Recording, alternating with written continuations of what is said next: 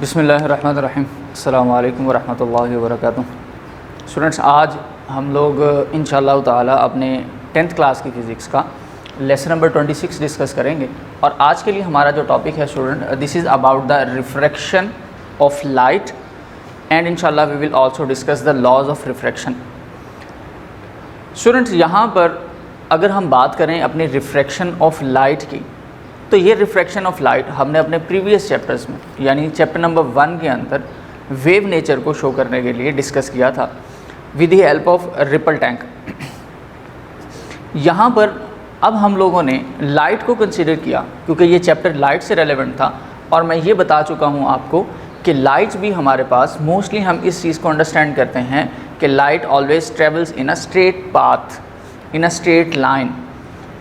लेकिन स्टूडेंट, वो straight path में ज़रूर ट्रैवल करती है, लेकिन उसकी नेचर और उसकी ट्रैवलिंग जो है वो 3 बेसिस पर होती है। और वो 3 बेसिस जो हैं स्टूडेंट्स हमारे पास क्या होती हैं? एक वेव फॉर्म है, एक वेव फ्रंट फॉर्म है और एक स्ट्रेट लाइन फॉर्म है। तो आप अपने जब नेक्स्ट लेवल्स के अंदर जाकर इंशाअल्लाह ताला अपनी इस लाइट की नेचर को फर्दर डिस्कस करेंगे, तो उसमें आपको इसकी मूवमेंट के बारे में बहुत ही ज़्यादा अच्छा इंशाअल्लाह जो है वो पता चल जाएगा। आज हम लोग उसके फिनोमिना को, क्योंकि वो वेव नेचर लाइट जो है वो शो करती है, तो हम सिर्फ और सिर्फ इस चीज़ को अंडरस्टैंड करेंगे कि what is mean by the refraction of light. तो according to the definition of refraction of light, student हम सिर्फ ये अंडरस्टैंड कर लें कि अगर हमारे पास फॉर एग्जांपल कि ये एक डिफरेंट मीडियम है और ये डिफरेंट मीडियम है, इसे हम कंसिडर करेंगे ए मीडियम और इसे हम कंसिडर करेंगे बी मीडियम। ए मीडियम के अंदर अगर हम कंसिडर करें तो हमारे पास जो मीडियम है वो है एयर का, और यहाँ पर जो मीडियम है स्टूडेंट ये है हमारे पास ग्लास का। इन दोनों मीडियम्स के अकॉर्डिंग अगर हम देखें तो हमारे पास एयर में से कोई भी लाइट रे ट्रैवल करके आ रही है, जैसे फॉर एग्जांपल कि ये एक लाइट रे आती है और जैसे ही ये लाइट रे यहाँ पर एंटर होती है तो हम इसको नाम देते हैं इंसिडेंट रे का। जैसे ही स्टूडेंट अपने एयर मीडियम से ग्लास मीडियम में शिफ्ट होगी, तो just because of the change of density in between these two means air and glass, आपकी ये लाइट रे स्टूडेंट बेंड हो जाती है। और इट माइट बी पॉसिबल कि इसकी बेंडिंग कुछ इस तरह से हो जाए, बहुत ज़्यादा बेंड नहीं किया। अच्छा देन स्टूडेंट, अब जब तक ये आपकी लाइट रे, इंसिडेंट रे इस ग्लास में एंटर होगी और एंटर होने के बाद अपना एंगल चेंज कर लेगी, तो अब इस चेंज ऑफ एंगल को हम नाम देते हैं रिफ्रैक्शन का। और इस रे को फिर हम कंसिडर करेंगे now this is a refracted ray. लेकिन इन चीज़ों को अंडरस्टैंड करने के लिए हमें हमेशा एक जो है वो बेसिक परपेंडिकुलर यानी नॉर्मल ड्रॉ करना पड़ता है।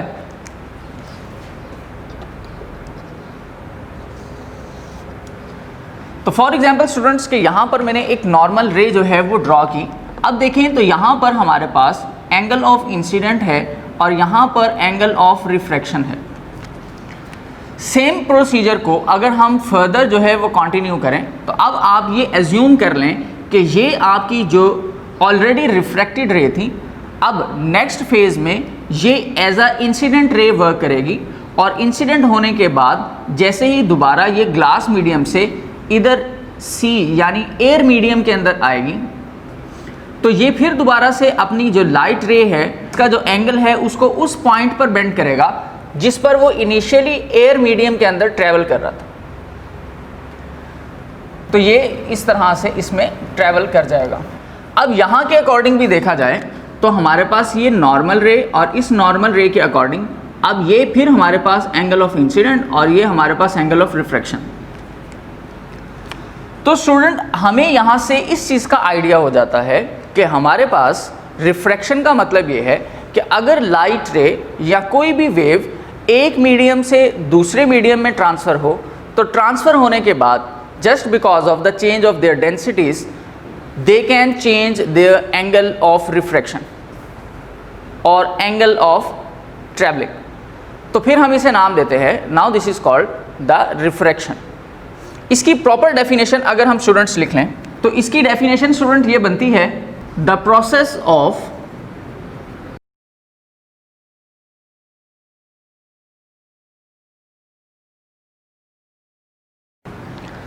तो स्टूडेंट ये हमारे पास इसकी प्रॉपर डेफिनेशन होगी, जिस डेफिनेशन के अकॉर्डिंग हमने ये अंडरस्टैंड किया कि when a light ray passes from a medium to a glass medium और वाटर मीडियम और another medium, then the bending of the angle is called the refraction of light. अच्छा student, जब ये हम बात कर लेते हैं तो हमारे पास कुछ और फिनोमिनाज भी यहाँ पर प्रोड्यूस होते हैं। जैसे फॉर एग्जांपल कि हमें ये भी अंडरस्टैंड करना होगा कि हमारे पास एयर मीडियम की डेंसिटी क्या है और ग्लास मीडियम की डेंसिटी क्या है और इनके दरमियान हमारा जो रिफ्रैक्टिव इंडेक्स है वो क्या है, यानी कितने एंगल पर हमारी लाइट रे जो है वो बेंड होगी। तो उसके लिए जो वर्ड हम स्टूडेंट यूज़ करते हैं that is called the refractive index.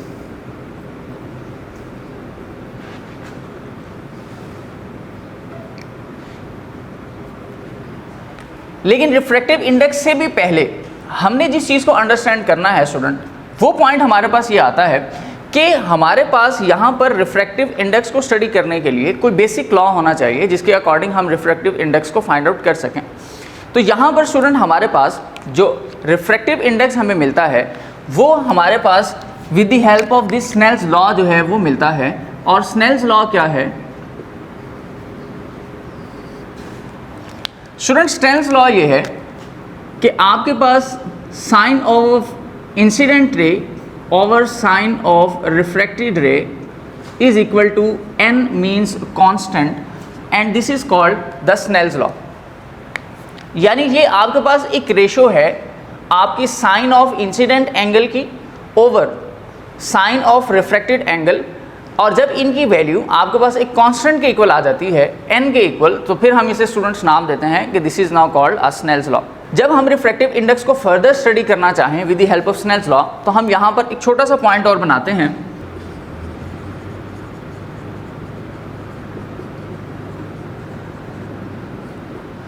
कि रिफ्रैक्टिव इंडेक्स के अकॉर्डिंग हम लोग ये देखेंगे कि स्पीड ऑफ लाइट जो है in air and over speed of light in glass और any medium,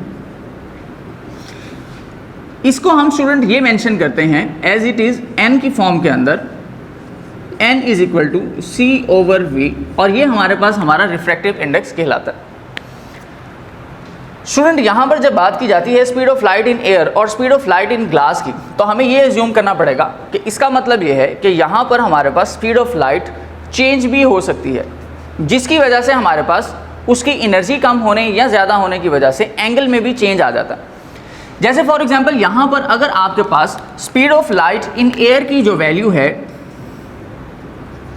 c in air, c show a speed of light as we discussed it in the equation E is equal to mc square where c is the speed of light. So c air means speed in air and this is 3.0 multiply 10 raised to power 8 meter per second। और इसी तरह student जैसे ही आपका air medium से glass medium में shift होता है या वाटर मीडियम के अंदर शिफ्ट होता है, तो इसकी डेंसिटी की चेंज की वजह से इसकी स्पीड के ऊपर भी इफेक्ट पड़ता है।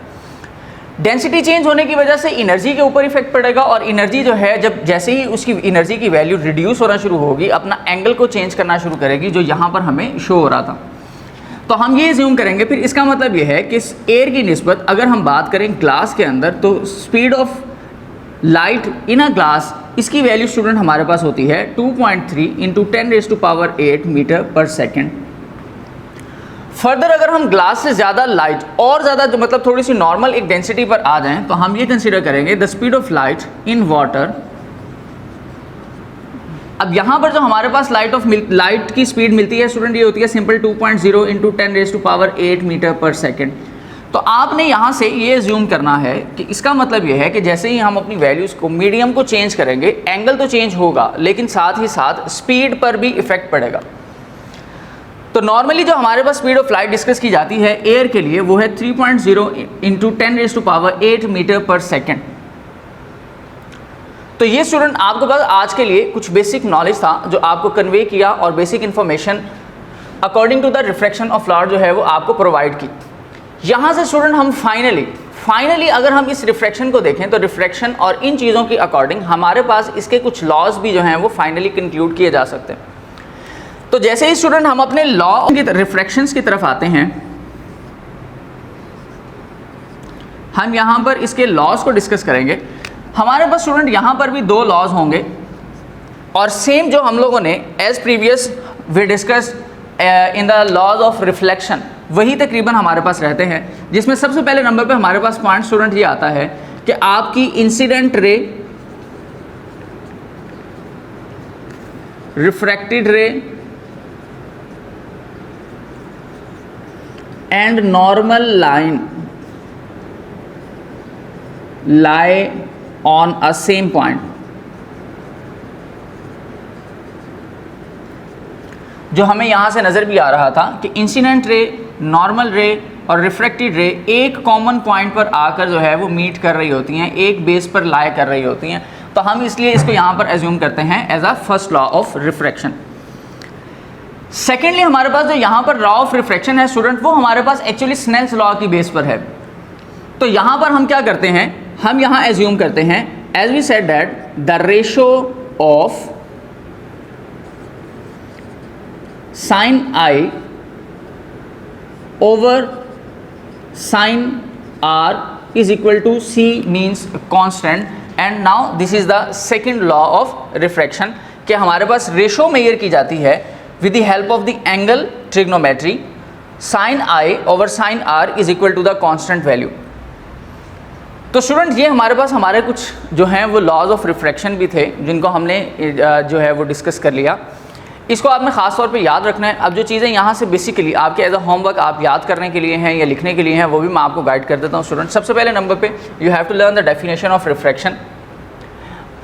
यहाँ पर आपको आपकी रिफ्रैक्शन की डायग्राम का पता होना चाहिए। इस पॉइंट का पता होना चाहिए कि एयर, ग्लास या वाटर, अगर तीनों के अंदर हमारे पास मीडियम चेंज हो जाता है तो हमारी स्पीड ऑफ लाइट पर भी इफेक्ट आता है, एंगल ऑफ रिफ्रैक्शन पर भी इफेक्ट आता है, और भी इस तरह के कुछ पॉइंट्स हैं।